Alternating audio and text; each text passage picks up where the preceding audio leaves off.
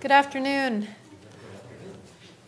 Welcome to the latest Andlinger Highlight Seminar of our Highlight Seminar series. As usual, I'm going to shamelessly advertise the next one, which will be the last one for this year. In 2 weeks, on April 29th, we're going to welcome Mark Verbrugge from General Motors, who is also going to talk about energy storage from the vehicle perspective, as you can imagine, from General Motors. But today, I'm delighted that we have Ram Manthiram with us, and he is going to talk to us about energy storage from more of a grid scale perspective. And in order to do a proper introduction, I will introduce my colleague, Craig Arnold, who is going to introduce the speaker today. All right. Thank you, Emily. It's really a great pleasure to have Ram Manthiram here to present today's seminar. Ram is the Joe C. Walter Chair in Engineering, and he's the director of the Texas Materials Institute and the Material Science and Engineering Graduate Program at University of Texas. He's been there for a number of years, and he's gone through the ranks starting as an assistant professor all the way up through the distinguished chair position that he holds there. He's an incredibly accomplished scientist in the field. It's really an honor to have him here. He's a fellow of a number of professional societies, including the Electrochemical Society, the Academy of Materials and Manufacturing Engineering, as well as the American Ceramic Society for a number of years. His distinguished career includes over 500 publications, 400 journal articles, a number of patents and things like that. For me personally, I've been seeing his work throughout my career, particularly some of the novel work that he's done on developing new materials and really understanding the structure, the processing, and the performance in many types of novel chemistries, novel material systems. And today it's a pleasure to hear him talk about some of the challenges and opportunities as we try to implement these systems in various types of large-scale energy storage applications. So without any further ado, Ram, please, thank you so much for visiting us, and we look forward to enjoying your talk. Thank you.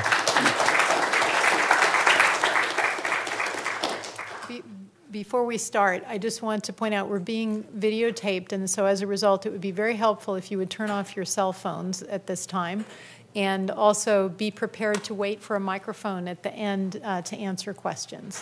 Thank you. Thank you, Emily and Greg. I'm honored to be here. It's a pleasure to meet some of your faculty. I learned a lot.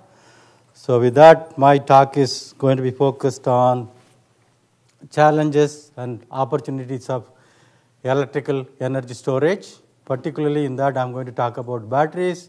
So in that, I'm going to talk about mainly materials challenges, because you need the right materials to build whatever you want to build. That does not minimize engineering. Once you have the right material, you have to have the engineering right to have the device going. So I'm a faculty member at UT. We do not have a material science and engineering department, but we do have a graduate program. So everybody in the material science and engineering program should be affiliated to a department. So I'm affiliated to the Department of Mechanical Engineering, even though my degree is in chemistry. So I'm not a hardcore mechanical engineer, so don't ask me hardcore mechanical thermal fluid questions. Okay, I'm also on the Graduate Studies Committee of the Department of Chemical Engineering. So I can take graduate students through the Material Science program, Department of Mechanical Engineering, as well as Chemical Engineering. So our research is focused on a lot of different federal agencies, DuPont, and other companies. So to warm you up, I will go through a couple of slides to indicate the importance of energy. As you know, it's a very central issue impacting our way of life, economy, national security, environment, public health, everything is connected. And this shows the global energy outlook. Right now, we are 400-something quadrillion BTU. That number is expected to triple by the year 2100 based on moderate economic and population growth. Therefore, energy will be one of the greatest challenges facing us in the 21st century. Clearly, development of alternative, sustainable, clean energy technologies will be necessary to overcome this problem. So that's global. This is US. So there is a gap between the energy we produce here and the energy we consume, and that's growing. That's not good. And also you will notice nearly 1/3 of the total energy is consumed here. And then if you look at this chart, here in the US, nearly 30% of the energy is by the transportation sector.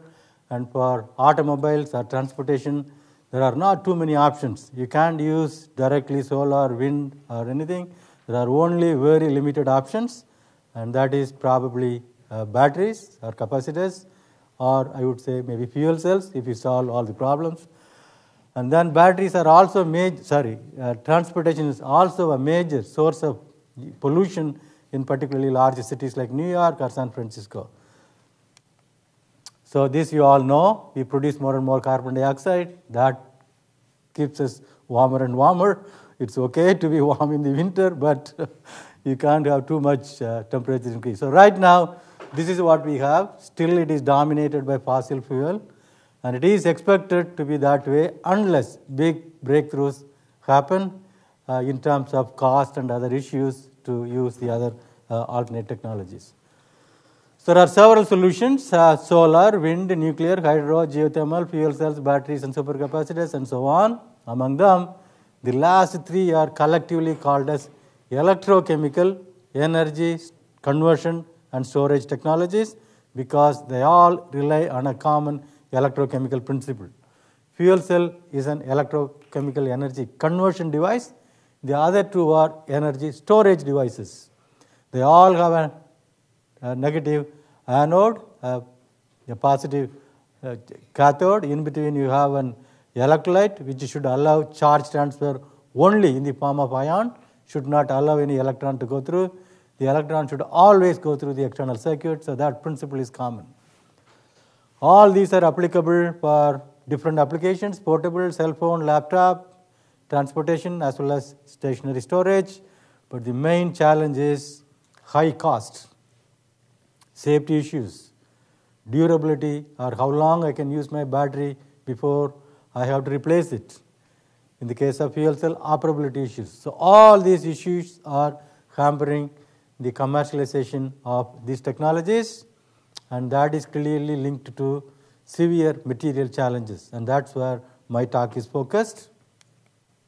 So with that, my group is involved heavily in different things, but I would say about 60% or 2/3 is mainly on rechargeable batteries. We are looking at lithium ion, sodium ion, dual electrolyte next generation batteries. So we are looking at fixing the problems with some of the existing chemistries, battery chemistries, as well as looking at newer next generation chemistries.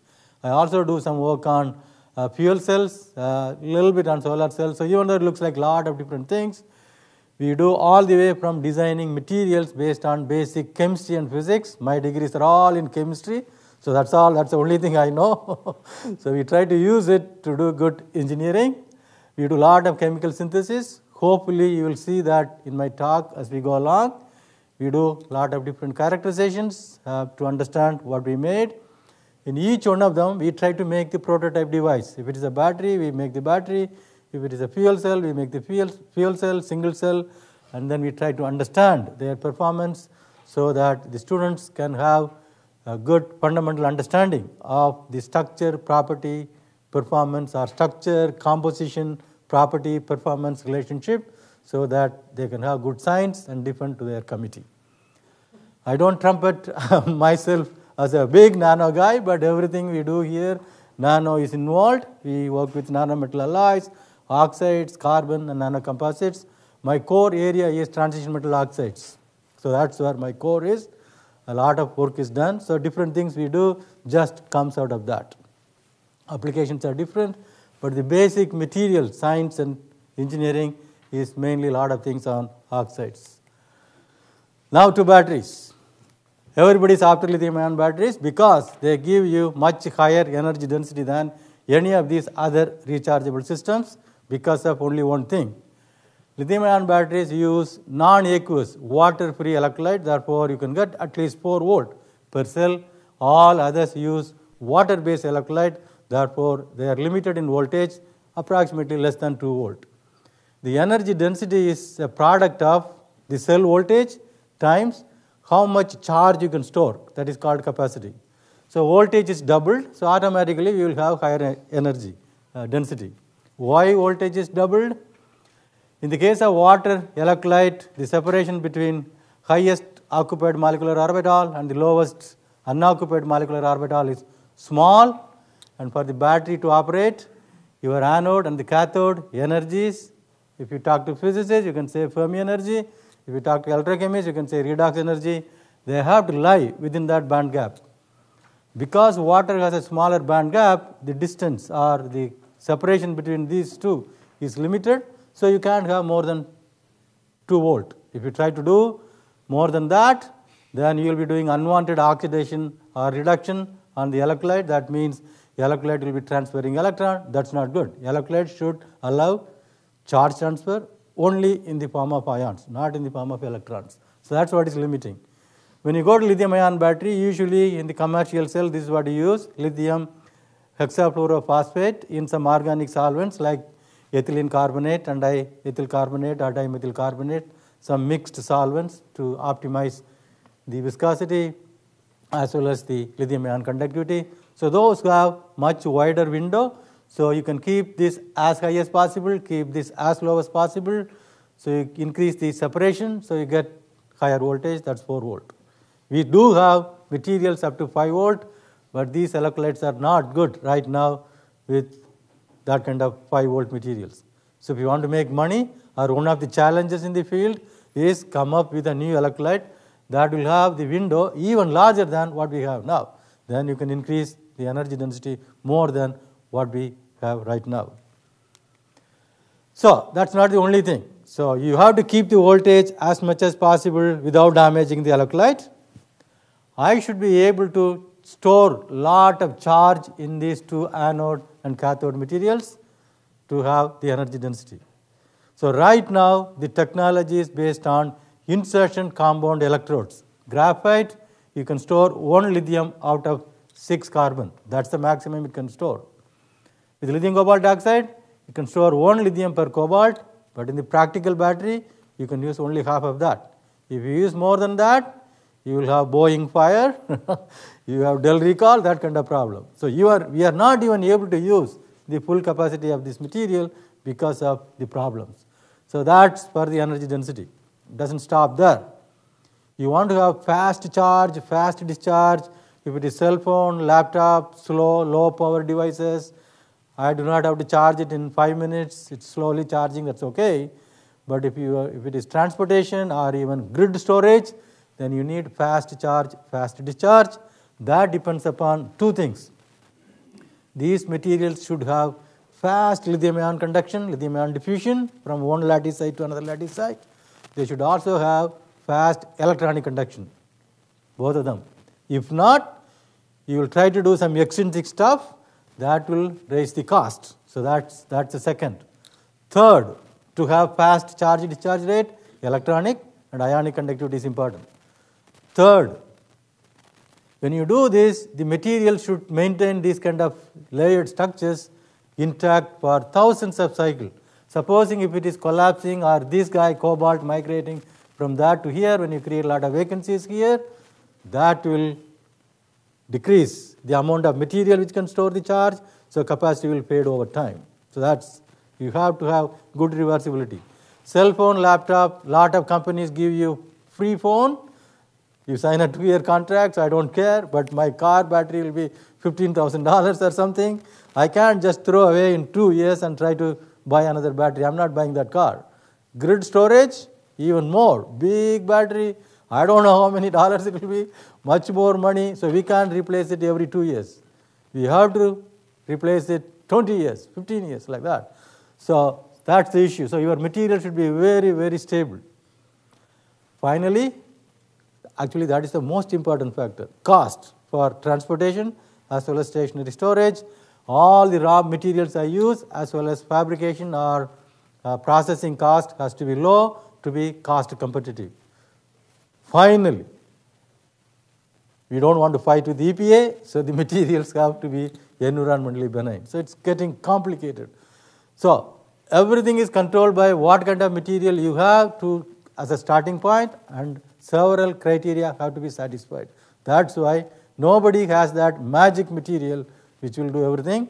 That's why it is good for us to get funding and do a lot of research. I had a question. Yes, sure. The electrons here in that Yeah, I think, against each other. no, not against. I'm sorry, I should delete one of these. So what all it says is, during charge, the electron will go from here to there. During discharge, it will go in the opposite direction. Charging and discharging. Yeah. Charging and discharging is drawn in the same diagram. That's what is confusing. So I should delete one of them. Yes, good. Electrical engineer, so you have to ask the questions. Electron cannot jump like that. Okay. So this is the This is the operation as you see here when things are moving back and forth. Charging, it goes in one direction. Discharge, it goes in the other direction. Then you get the voltage profile. So basically the free energy change. You have stored electricity in the form of chemical energy, and the free energy change during that reaction is taken out as electricity, of course, particular that equation. So you're all wanting to know that preliminary introduction. You want to know where the field is. So this slide is very important. So right now we use the negative electrode as graphite, whose operating voltage is, this scale is versus lithium. So lithium is 0. So this is very close to lithium. And then in laptop, cell phone, you use a material lithium cobalt oxide or solid solutions containing cobalt, manganese, nickel here instead of just cobalt alone. That has this layered structure, two-dimensional. That is basically sodium chloride structure if you love material science. But the charge difference between Li plus and CO3 plus is large, and also they have large size difference. Therefore, the cobalt 3 plus and the lithium plus, they tend to order along the alternate triple bond planes of the sodium chloride structure, so it becomes a layered structure. So it's a simple sodium chloride. So lithium can go in and out easily. That's why that is a very good material. That was the material used in 1991 when Sony first commercialized the lithium ion cells. So that's what mostly used in cell phone and laptop computers. Spinel, LiMn2O4, has a three-dimensional structure. So it has three-dimensional lithium ion diffusion. Both of them have edge-shared octahedra. So the metal ions can directly see each other. Therefore, there is a good hopping conduction. In the case of lithium cobalt oxide, actually it is metallic, so electronic conductivity is not a problem. In the case of spinel, good hopping conduction because edge-shared octahedra, the metal can transfer electron. So that's a fairly good hopping semiconductor. So conductivity is not an issue. But that has a very basic chemistry problem. Mn3 plus, if you have in presence of very trace amount of acid, two Mn3 plus will come close to each other. One will become Mn2 plus, one will become Mn4 plus. Mn2 plus is soluble, Mn4 plus is stable in acid. So that's called disproportionation. And that is what is killing this material. So that's why it was not used for so long. Now they barely make it by having that material and mixing with some layered oxides. That's what you have in Chevy Volt or Nissan Leaf. The spinel predominantly about 2/3, 1/3 some layered oxide, so that the protons, parts per million, coming from the electrolyte can be trapped into these layers here. I think industry doesn't know that much. We have done a lot of work. I think the proton can be trapped here. Therefore, that dissolution or disproportionation is suppressed. There is another material, LiFePO4, that has this structure. These two operate on 3 plus 4 plus coupled. So the charge transfer gap between the top of oxygen 2p, I think I have a slide here, and the oxygen 2p and the metal here, actually it is overlapping. That has consequences. It's a very small, so highly covalent system. So that has good electron transfer. In the case of iron, you deal with Fe2 plus 3 plus coupled as opposed to Fe3 plus 4 plus coupled. So iron is somewhere here, so there is a big charge transfer gap between the metal 3D level and the oxygen 2p. So it is more localized system, less delocalized, less covalent, so more localized. So that means lousy electronic conductor, this material. It is also a one-dimensional lithium-ion conductor. This is two-dimensional, this is three-dimensional, this is one-dimensional. So supposing if there is a cross-substitution, small amount of ion in lithium site, that one-dimensional channel will be blocked, lithium cannot move, so a lousy lithium-ion conductor. So what we should do, even though among all of these, iron is the cheapest and most environmentally benign, manganese is good too.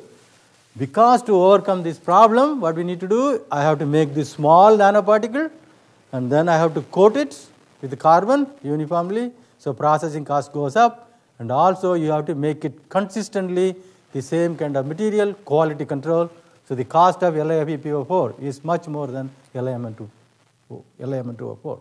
So cost is a big issue. So raw material may be cheap, but your process has to be less expensive to be cost competitive.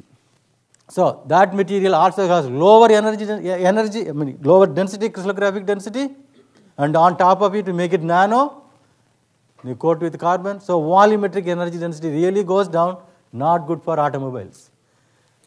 And all these three, these are the only three right now available, and all the three were originally identified by somebody called Professor John B. Goodenough. And I had the fortune of going to him as a postdoc when he was in Oxford. That's where I met with him. So we both of us came together to UT Austin in 1986, and ever since I have stayed there.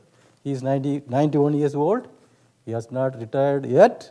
This is his last semester, he says. He is still active. He is still doing research. So he is the one who developed all these materials. And he got the National Medal of Science, as you know, 2 months back this year. And he is also a member of, he became National Academy of Engineering in 1976, just before going to Oxford. He was at MIT Lincoln Lab for so many years, then he went to Oxford 10 years, then he came back.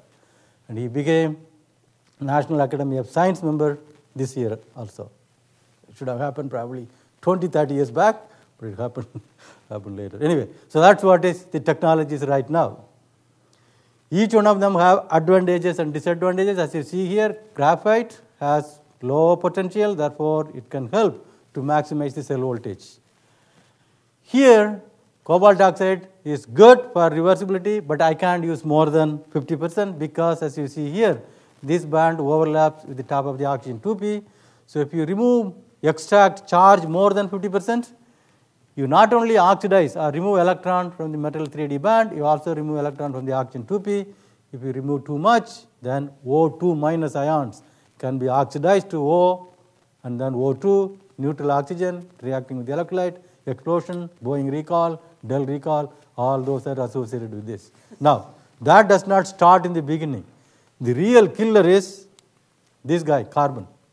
Because the voltage is very close to this, when you do fast charge, or when you are in the winter right here, or even up, when you assemble the battery, this surface reacts with that organic electrolyte to form a surface film called solid electrolyte interface layer.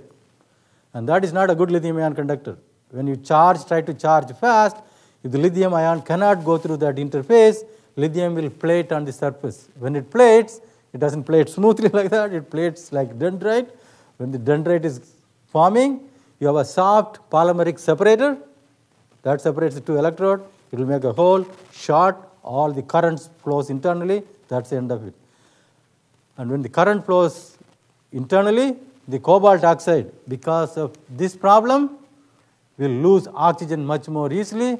So you have shorting, temperature goes up, this guy loses oxygen, lithium cobalt oxide, then you have all the organic liquid electrolyte present there, big fire, problem. That's what all the safety issues happen. What should we do? Throw this guy out. Find out something which will operate a little bit higher voltage, therefore you will have better safety. So there is a lot of work going on with the silicon, for example. Silicon is not going to solve that problem.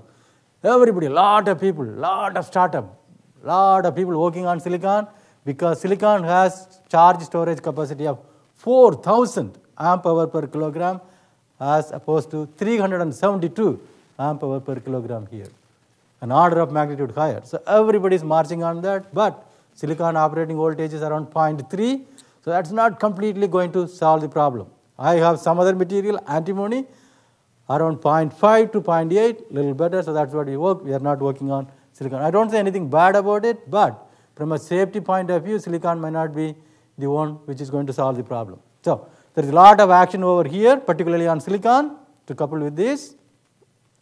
There are also two other cathode materials. This is another spinel where nickel is the active redox coupled, so you get 4.7 volt as opposed to 4 volt, but that has electrolyte stability problem. We do a lot of work on that to overcome or make it work. There is another layered oxide, it's called lithium rich layered oxide, patented by Argonne National Lab, that has been licensed by GM, Toda America, BASF, and a few others, NVIDIA, LG Chem in Korea. There are lots of challenges. So we try to do some lot of basic work to understand and fix it, and same here. I think I may not be able to go through each one of those, but anyway, that's where we work on, that's where we work on.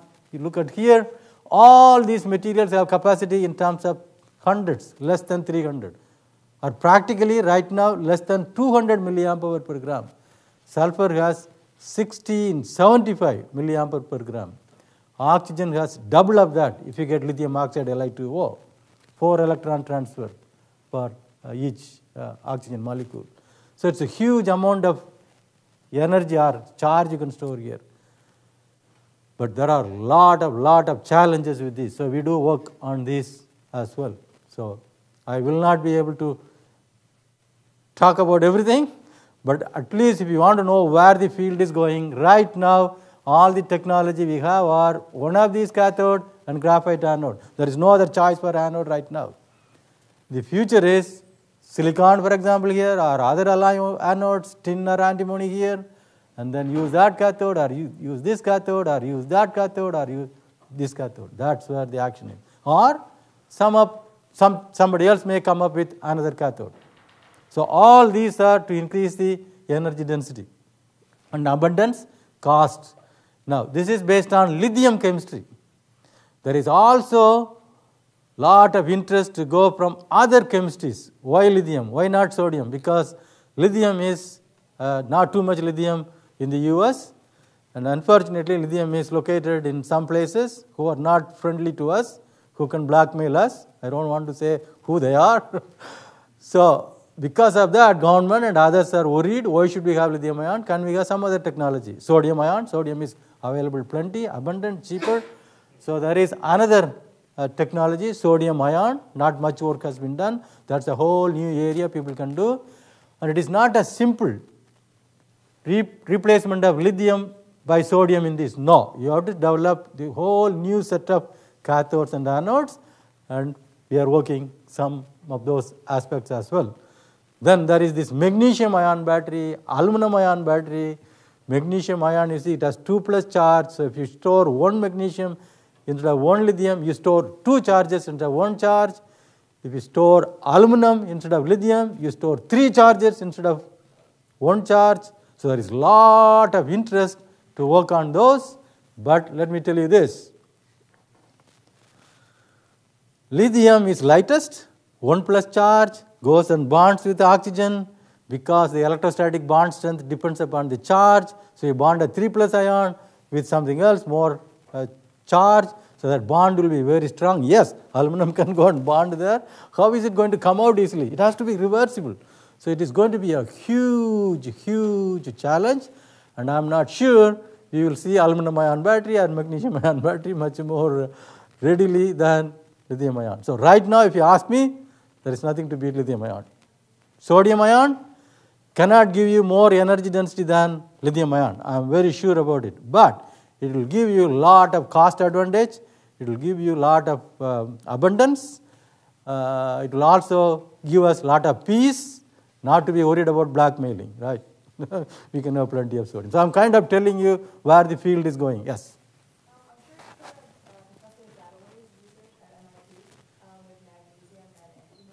Yeah, so that's more liquid electrolyte based. That the one I'm talking about here is I'm talking about all the way from my cell phone application to transportation to grid storage. Okay, There are some batteries like that. I know they have a project, ARPA-E project they're working on. Good. That is mainly for stationary storage. So I'm having all the three. Like I said, stationary storage is not the only end of it. You have to also find ways for transportation. That's about 1/3 of the energy. So for that will not work for probably transportation. That's for stationary. So the type of battery you are considering also depends upon the application. For stationary storage, the criteria changes. For portable device, energy is the main issue. How much is energy I can store so that I can use my cell phone battery for a longer time, right? Or my laptop longer time. I don't care about cost because it's small battery. For transportation, cost is an issue. Cycle life is an issue. Of course, energy density is also an issue, but order changes. For stationary storage, cost and cycle life. I don't care too much about energy. Although energy is also cost. If more energy means less number of cells, less cost. But I have a lot of land, I can keep that battery, right, for stationary storage. So the criteria changes. So different batteries will be for different applications. Excuse me, I have a question to understand the oxygen bar. Yes. The right part.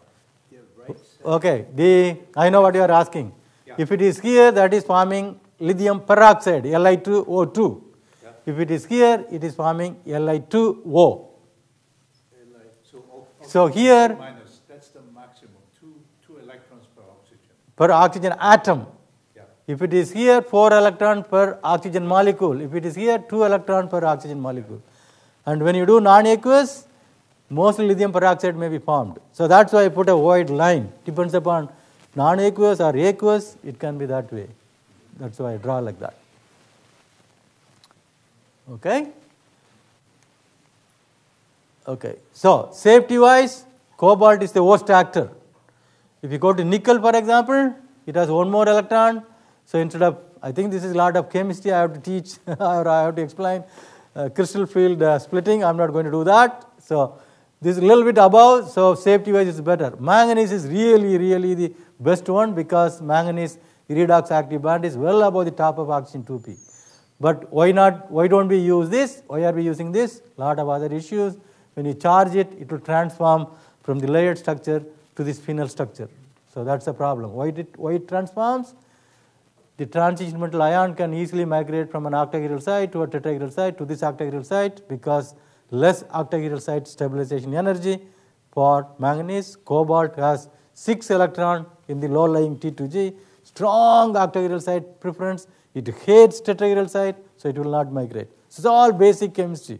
So you know, chemistry and physics has a large role to play here to design what you need to do. On top of it, you have to have all engineering good, otherwise nothing will work. We do a lot of chemical synthesis. For example, microwave assisted hydrothermal, solvothermal, LiFePO4 I mentioned to you, that has to be made nano, coated with carbon, so we can make much more uniform or controlled nano-sized materials, highly crystalline, no hydrogen involved, just less than 300 in 5-10 minutes we can cook it. So synthesis is very important. Now this is my list, and I don't think I can go through everything, so let me see. Tell you first, lithium rich layered. This is a material patented by Argonne and licensed to a lot of different companies I mentioned. Right now the technology is based on approximately 150 or 160 milliamp hour per gram, less than 200 milliamp hour per gram. That's all we have right now. This material 250 to 300 milliamp hour per gram. That's why everybody is interested, and a lot of people have licensed this material. And also it has a lot of manganese and a little bit of nickel, small amount of cobalt, so cost is low. It also has better safety, like I pointed out earlier. You see, these have better safety than cobalt oxide. But it has few problems. You have to charge it to 4.7 or 4.8 volt. That's a problem. Electrolyte can become a little bit unstable. And it also loses oxygen from the lattice in the first cycle. So already the material surface is reacting with the electrolyte, and if it loses oxygen, you have a lot of oxygen defects, high surface energy, so the electrolyte reaction will be aggravated. So that's a problem. Surface has to be conditioned. And then the material rearranges after losing oxygen, having oxygen vacancies and rearranging. So that causes difference between charge capacity and discharge capacity. Meaning, I pulled out a lot of lithium, but when I discharge it, when I use it, I can't put all of them in. So that's the problem. It cannot be charged, discharged fast. So we have done some work. What all we did is make the material, then chemically coat with aluminum oxide or aluminum phosphate. When you do that, you see the red ones are after coating, the black ones are before coating.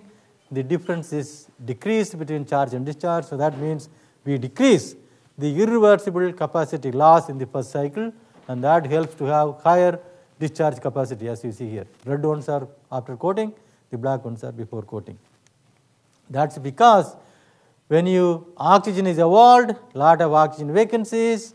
So when you surface coat, you tend to keep the material towards this rather than towards this rearrangement. So we can do a little calculation. We find when we surface modify, we tend to keep more this way. So this difference is decreased. So just by chemical conditioning of the surface, you are able to overcome some other problem. On top of it, the surface is very reactive because transition metal ions can oxidize the electrolyte. So if you coat with aluminum phosphate or aluminum oxide, that's much more inert. So the rate capability goes up. It's a surprise. I did not believe when my students first did the work. What? You are coating an insulated aluminum oxide, coating with an insulating aluminum phosphate, how come the rate capability goes up? That's because when you coat with aluminum oxide or aluminum phosphate, you suppress this aggressive reaction of the transition metal ions on the cathode with the electrolyte. Basically, you decrease the SEA layer formation at higher voltage, so rate capability goes up. We have done some XPS. The black one is uncoated material. The red ones are red and green are coated material. You do see less concentration of LIF. That means you have less thicker SEA layer. Instead of aluminum phosphate or aluminum oxide, we put ruthenium oxide because that's a good metallic conductor, should help. But as you know, ruthenium oxide is a good catalyst, so it catalyzes the oxidation more. So that's worse than the bare materials. So conditioning the surface helps to decrease the irreversible capacity loss. It also helps to increase the rate capability because you are suppressing the solid electrolyte interface layer formation, and that's reflected in the impedance. Less impedance the coated material has. I think I can skip it. Spinel. As I pointed out, this is the best material, spinel, because three-dimensional lithium ion diffusion, but manganese dissolution is a problem. So this has a lot of advantages. I think I have already explained a lot of these here. So this material operates with nickel 2+ to 3+ to 3+ to 4+ coupled. That has slightly higher voltage. The issues are when you form it, you get nickel oxide impurity. Not all the nickel is in the lattice, and it also tends to order in the spinel lattice because manganese 4+, nickel 2+, big charge difference and big size difference. So they tend to order. When they order, electronic conductivity goes down. So that's one issue. Because of that, the material performance varies a lot depending upon who made it in my lab and how it was made. And there is no understanding. Yeah, that guy reported we are not getting, they must be false. Actually, everybody is right. By chance, they got the right synthesis or processing. So we do understand what are all the factors influencing. So first we find if you have exactly this, you have nickel oxide impurity. If you anneal at 700 degrees C, nickel oxide impurity is gone. That means nickel solubility in the crystal lattice is temperature dependent. It increases as you go down. Interestingly, you put small amount of any one of these dopant ion, even at high temperature, no nickel oxide impurity and no ordering. Doping with small amount eliminates the ordering between manganese 4+ and nickel 2+. It also eliminates the impurity. Everybody who sells the battery, they have to demonstrate the performance at high temperature, 55 degrees C, because I'm in Texas, I go out in the summer to my car, it's already like a furnace. So if they cannot demonstrate, they cannot sell the battery. So if you do at room temperature, you can't find the difference much, but if you do at elevated temperature, this is the undoped, this is doped with any one of these, you have better performance. Also, the doped material has better rate capability than the undoped material. So doping helps because of few things. Because of suppressing the order, eliminating the impurity. More importantly, we have done a lot of XPS as well as time of flight secondary and mass spectroscopy. This is an unexplored, underexplored area in the battery community. When you dope with these things, turns out certain ions preferentially segregate to the surface. I was talking about it earlier. So when these ions are on the surface, some of them are much more friendlier with the electrolyte. They don't react that much with the electrolyte. So you have a better, more stable, robust electrode-electrolyte interface. So that helps a lot. So this is one-step synthesis. You are not coating externally. During synthesis, certain things segregate by themselves to the surface, and surface is enriched with certain more friendlier ion. That's why they show better performance. I think that's also reflected in the impedance. We do a lot of chemical synthesis. Now, lots of time you will see reports in the literature, high performance, but it may be very porous, may be very nano. It's not useful here. If it is very porous, very nano, I can't pack it. My car will need more space to put my battery. So the battery industry will call it as tap density, how well your material is packed. So for example, when you have these kind of particles, you may have much more high tap density as opposed to smaller particles.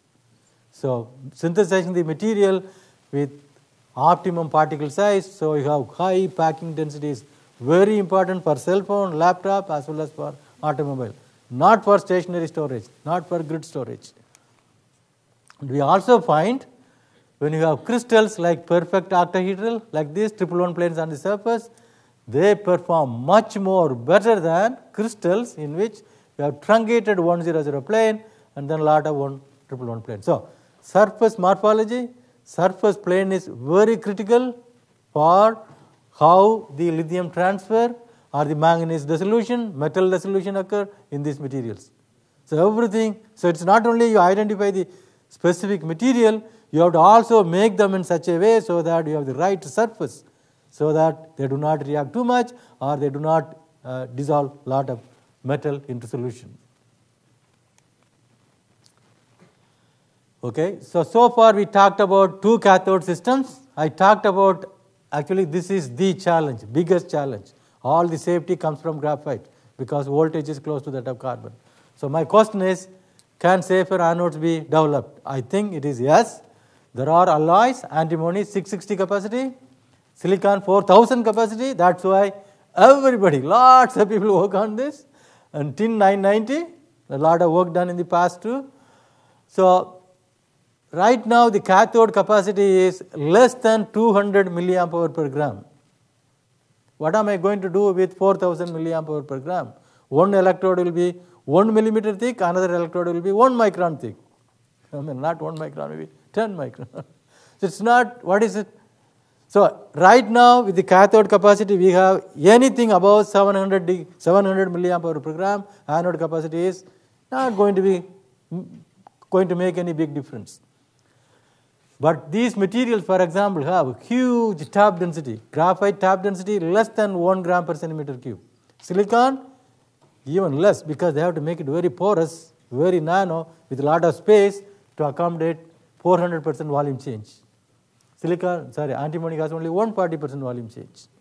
Now, what is the advantage here? Antimony, this is pure antimony voltage, around 0.8. So, lithium will not be plated. I can charge the charge fast without plating lithium. The sodium plating is much more than lithium plating because sodium voltage is even closer. So sodium plating can be avoided, lithium plating can be avoided with this kind of anode. The problem is big volume change. So what do? We make a nanocomposite consisting of these active and other things like aluminum oxide, or we can make a whole range of materials like indicated here. Carbon, aluminum oxide matrix in which antimony is, for example, antimony or Cu2Sb or nickel Sb or iron Sb2 is dispersed. How do we do? Very simple process. You take antimony oxide, aluminum metal plus carbon, ball mill. The free energy change for that reaction is negative. So room temperature ball mill, antimony oxide is reduced to antimony, aluminum grabs the oxygen, becomes aluminum oxide. So you start with this, no heating, nothing, room temperature, ball milling, you get what you need. Antimony dispersed in a matrix of aluminum oxide and carbon. Then you get all these cyclabilities. Look at the rate capability. 1C means you get the whole capacity in 1 hour. 5C means you get the whole capacity in 1 hour, 5 hours. 0.5C means you get the whole capacity in 2 hours. So this is fast charge, doesn't change much. High rate capability systems. But I lose one thing. Our operating voltage is higher, therefore I will lose some energy. But tap density is high, yes. So how much do you sacrifice the specific capacity by adding the extra matrix to it? No, the capacity I am giving you here, people will cheat. I am not cheating here. The capacity I am putting it here for the whole thing, not antimony. That's for the whole composite. So that's my electrode. I am considering my aluminum oxide carbon as active material. So, but tap density 2 times or 1.5 times more than graphite. So volumetric energy density will be huge. Right now, this has been licensed by a startup, and they have a NIST contract, and they are working on manufacturing it. Fortunately, not a lot of people pay working on that, so you can coolly do a lot of different things with that thing. Okay, so we are working with a lot of different alloy combinations, and we have a big DOE project, basic science, so we can do a lot of basic science understanding. I think I will skip this. Let's see. We are also looking at for sodium ion. For sodium ion, you cannot use graphite. The only anode you can use is hard carbon. With hard carbon, SA layer will form, so sodium will plate. The plating of sodium is much more than lithium, therefore safety is a big issue. So that's why these anodes we think may have much more appealing, will be much more appealing in the case of sodium ion batteries because voltage is higher. Very beginning, we begin to see a lot of interesting things, much more optimization needs to be done. And another thing you find is during cycling, usual problem is these particles will come close to each other, grow, they become bigger. When they become bigger, volume expansion will be magnified, so the electrode will crack and they will fail. Here, as you see, it doesn't change too much. Yes? Do you see anything on the horizon for a proper insertion electrode for sodium and aqueous electrolytes rather than Yes, there are possibilities. That will be much more cheaper. Your voltage will be less, like the Prussian blue, for example. Right? Anode is totally a different. Yeah, that's what I mean. Yeah, I have not seen. Even for non-aqueous, other than hard carbon, there is nothing else available. For aqueous, that's totally a different story. It is not there. So more work needs to be done. Sodium is fairly new, right? Not a lot of work has been done. Because of cost advantages, there is a lot of attention being paid to sodium. Now, this is really next generation. There are 2 things for next generation, or 3 things. Sodium ion, I kind of mentioned. Lithium sulfur, as well as lithium air. So sulfur exists as S8, as you know. It does not exist as simply S. This is how the molecule is. So when you insert lithium, the bonds break in steps. They don't all break at one step to give from S8 to Li2S. Doesn't happen that way. You have Li2S8, Li2S6, Li2S4, Li2S6, Li2S. And these are called polysulfides. And they are soluble in the electrolyte. And also both sulfur and Li2S are electrical insulators, 10 to the power 15. How does it compare with lithium chloride, for example? Lithium chloride will be much more insulating than this. So, so 2 problems. Insulating, so you have to have some conductive agents. These dissolve, so when they dissolve, they migrate from here to there, so that causes Coulombic efficiency problem because you are losing the active material. It also goes and then deposits on the surface, and that gives you bad lithium anode performance. So all these problems. So we have been following few strategies. One is have a multi-wall carbon nanotube, disperse in sodium thiosulfate, then you add hydrochloric acid, that's a high school reaction. You will generate sulfur in the multi-wall carbon nanotube. We can actually peel it off. No binder, no NMP solvent, N-methyl pyrrolidone, toxic solvent involved. It's highly conductive, so you may be able to use even a current collector without a current collector. So that's a lot of advantages. And that's the performance. Even at high rate, you can get high capacity. Remember, I was talking about others, they are all less than 200. Here you can have thousands capacity and also fairly good rate capability. Another, I can skip this. Another aspect, we have the electrode, sulfur, without any multi-wall carbon nanotube. Then we make a carbon paper, multi-wall carbon nanotube or Toray carbon paper. We put that in between the cathode and the separator. So any polysulfide comes out is trapped by those carbon paper. So that's what that is. And that is published here, end of last year, so you can look at it. So we are adopting different strategies to overcome some of these problems. Now that's the cyclability of that particular system. You see a lot of data in the literature on the lithium sulfur system. Usually it will be rate C over 20. That means you are charging for 20 hours, slow, or C over 10. That's 10 hours. You see here 2C, that means 30 minutes. 1C, 1 hour. Charging rate is important for transportation as well as stationary storage. So high rate data is very critical. This is another system. I think just came Toray, because multi-wall carbon nanotube is more expensive. So this is a regular paper. So we can do some treatment, put in between, so try to trap and suppress the migration. We are also doing another strategy. It's not published yet. So we start with a multi-wall carbon nanotube electrode, but we start with a liquid polysulfide that is soluble in tetrahydrofuran. You can even have 10 molar solution. You start with that, you can get even much higher capacity, 15 or 1600 milliamp hour per gram. So a lot of different things possible with sulfur. So you want to know what is the future. If you honestly ask me, if you want to have a significant increase in energy density, the next thing may be sulfur. And I'm confident during the next 5 years, 10 years, 15 years, if something happens, maybe this is the system which might work to significantly increase the energy density. Not like 10%, 5%. That you can do with the insertion compound I was talking about. This is the system probably which may give you something. This is the last system I want to talk about, lithium air. Probably a lot of hype. This system is, those of you know about fuel cell. This is fuel cell plus some other problem. Fuel cell, you have to worry about only oxygen reduction and have that nice catalyst. Here you have to worry about oxygen reduction and reversing the reaction, that is called oxygen evolution, and both of them need good catalyst, otherwise you will have a big difference. So you lose energy between charge and discharge. That's one problem. The other problem is, you have a non-aqueous electrolyte. I want to get oxygen free from the atmosphere. That's why hype is coming.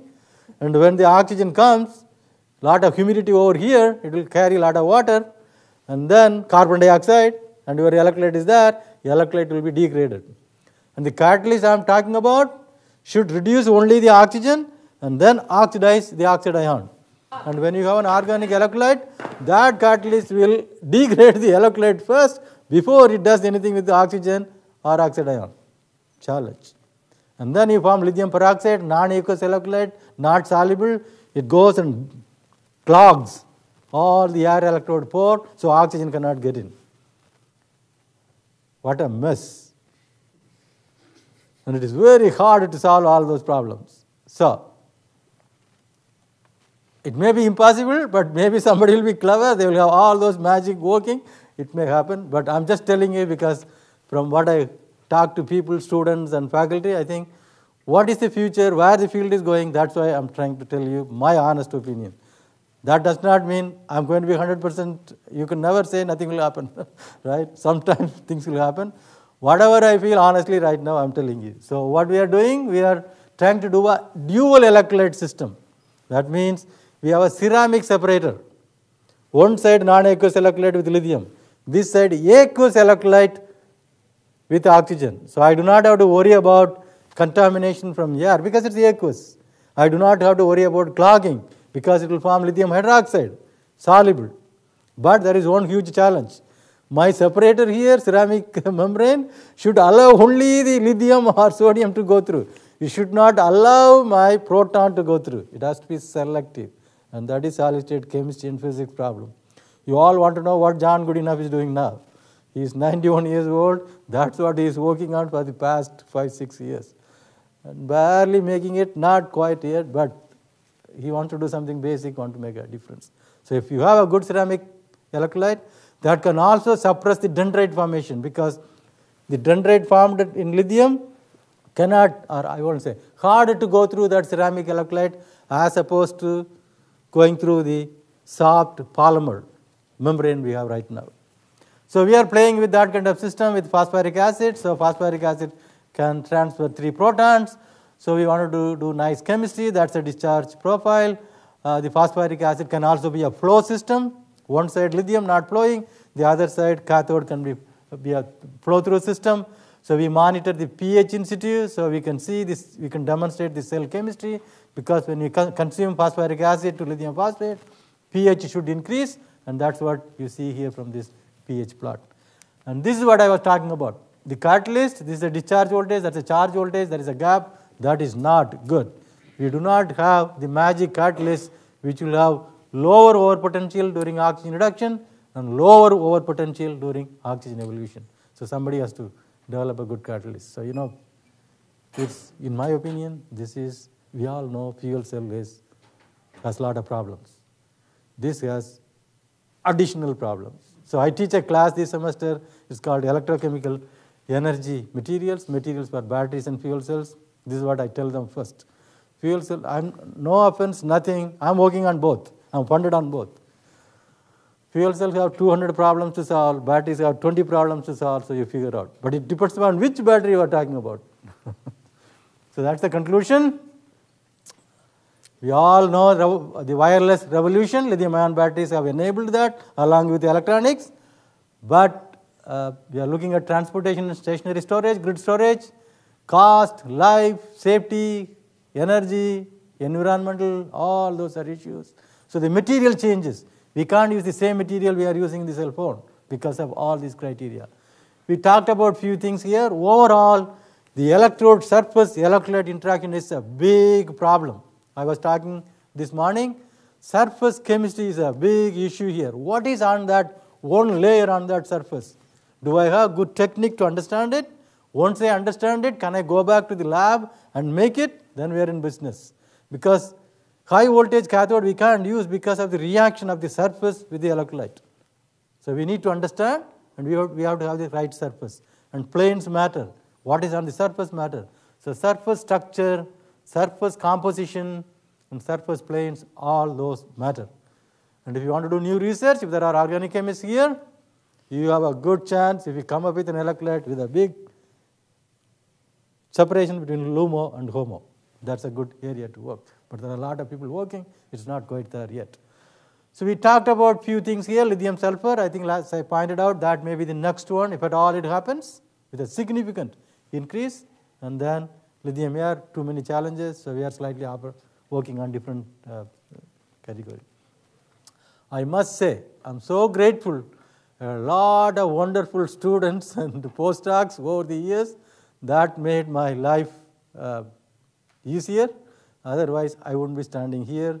So what all I mean is, professors are busy. I used to go to the lab by myself. When I was an assistant professor, I will work with my student. I'll do all those. I can no longer do that because I have administrative responsibilities, handling too many people. So I was so fortunate that I have a lot of good people. I'm very grateful to them. If I do not have good students, I would have already dead. I won't be alive. So that's the funding agencies. Thank you. Maybe I took a little bit longer. So I'll be very happy to answer any questions. Great, thank you for that very candid and informative talk, and we'll open this up for some questions. We have a few minutes. I think there's a microphone coming around, so. You're brave, that's good.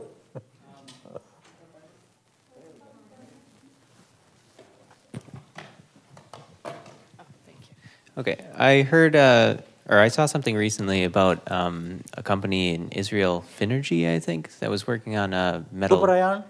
What's that? Is it super valent batteries or? It's a metal oxide or metal air batteries, and they were using aluminum plates, and supposedly they were claiming that they might be able to extend the range of electric vehicles by like 1,000 miles with 50 aluminum plates, and they have, I think, some kind of silver catalyst. And I was curious if you had heard anything about that, or Let me understand it. So this is aluminum metal anode and then that side oxygen? I believe it uses oxygen, yeah, from the air. I'm not sure what the system is at all. They're not very clear about that. But I was curious if you had heard about it and what your feelings, I guess, towards metal air batteries in general, maybe zinc air or aluminum air. I think we talked about it earlier today too. So metal air systems have some advantages because oxygen you do not have to store, but again the catalyst has to be much more efficient to decrease the over voltage between the reduction and evolution. And also the anodes, lots of time it could form dendrite, so one should understand it and suppress all those. So it may be more useful for stationary storage rather than for transportation, in my opinion. I think for transportation, probably the kind of things with solid electrodes already stored there may be a little bit more attractive compared to using the oxygen systems for the automobiles. So for stationary storage, there is an option. So let me tell you this. There are a lot of different battery chemistries. I can't tell which battery chemistry is going to be better than the other one. What all I can say is each one of them have their own advantages and disadvantages, and which system we use, which system will win, depend upon the application. So that's how it is going to be. So we cannot stop and just putting all our efforts on one system. Different systems can have different advantages, so it will change. So it will depend upon the application type. And a lot of oxygen-based systems actually funded by ARPA-E too. So I wonder if you could comment briefly on the research directions for large bandgap electrolytes. Oh, I'm not a polymer guy, as you know. Just comment. If I know, I won't be standing here. I will be in my garage. It's very hard to me, to be honest with you, to have that kind of 4.5 volt difference or 5 volt difference between the LUMO and HOMO. It is going to be very hard. You said that before, but what is the direction people are taking? People are trying to work with different organic chemicals. And in my opinion, right now, it's a fact. Right now, nobody has anything which will survive more than 4.3 without problems. So I can't tell you which is good because there is nothing barely making here and there, but there are a lot of issues. Usually the way they are trying to overcome the problem is this. You have your basic electrolyte, then you add some additives, and that additive will form a film, mainly on the anode side. That's where a lot of work has been done, so that you have a more favorable, friendlier film on the anode. Not a lot of work has been done on the cathode side yet. So I think they should do similar work, probably with additive or coming up with newer electrolytes. Would you care to speculate where the supercapacitor development is today vis-a-vis the lithium-ion batteries? Okay, so capacitor has a lot of advantages, meaning capacitor can store, charge, discharge very fast because it's a lot of surface reaction. So that is the biggest advantage. You can quickly, for example, grid storage, there is a lot of variation, maybe capacitor is good. But the problem is, because it's more surface reaction, you cannot store too much energy. So energy density device will be much lower than the lithium-ion batteries. Now, if you talk to some people, they will say, I mean, it is true to some extent. Batteries are approaching the capacitors, right? So battery charge rate is keep on going up depending upon how you do the engineering. So the area may be getting blurred. But if you talk about pure capacitor, pure battery, if you want to store more energy, I think batteries have much more energy density than capacitors. Also, I mentioned cost. When I say cost, everything is cost. The amount of energy I store is cost, because if I store more energy, I have to make less number of cells. That's cost, right? Less quality control, all those. So cycle life is cost, right? So to answer the question, capacitor again will have some advantages. You may have a battery system which may store a lot of energy, but you may not be able to charge, discharge fast. So in a car, you may have a hybrid system where you have a capacitor initially to have high power. Once you are on, you may use the battery for energy. So there are a lot of different things. That's why nobody knows how things are going to be. Probably it is possible that lead acid may be the best system for grid storage. Who knows what? Because very well established standard technologies, there are too many variables and there is no reliability data on all these systems. So the difference between capacitor and battery is energy versus how fast you can charge. Thank you. So we're running a little bit long. We have maybe time for one last, maybe quick question before we adjourn to the cheese and crackers reception, I believe it is. Wine and cheese. Something like that. One last short. Who is that? If not, nope. Okay, there is somebody there.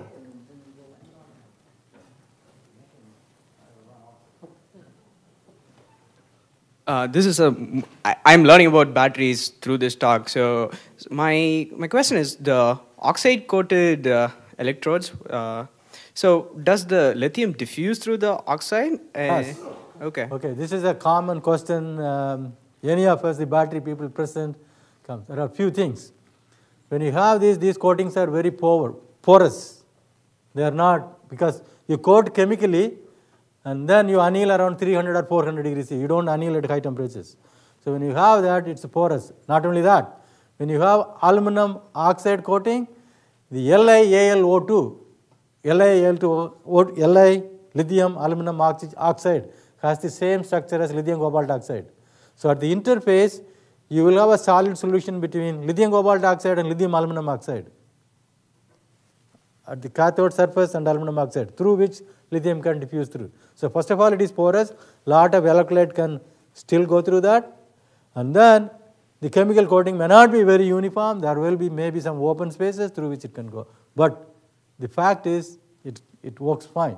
You saw the rate capability higher than uncoated. So then it comes a really wild question for me. If you just make an electrode, aluminum oxide, another electrode with two electrodes different, and if the lithium can diffuse, just like a capacitor, will it work, or can you?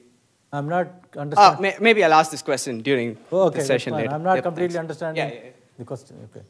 Okay, well, let's thank Professor Mantharan once again for his wonderful presentation. Thank you.